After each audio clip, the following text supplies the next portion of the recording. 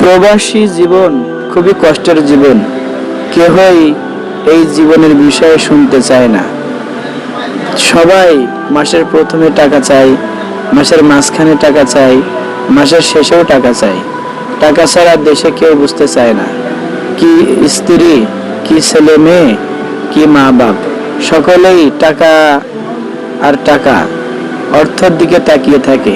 কিন্তু আসলে একজন প্রবাসী কত শত কষ্ট, দুঃখ, ব্যথা বেদনা গোপন রেখে কাজ করে নিজে না খেয়ে এই দেশে নিজের মানুষের জন্য, নিজের আপনজনের জন্য টাকা পাঠায়।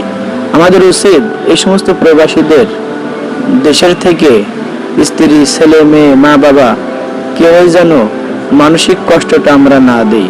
আসুন আমরা তাদের কষ্ট বুঝি, অত্যন্ত সুখ দিতে না পারলেও যেন কষ্টটা না দিই। মানসিক চিন্তা, টেনশন, এমন কোনো কথা যেন না বলে, যাতে তারা সেই দেশে এত কষ্টের পরে আরো বেশি কষ্ট পায়।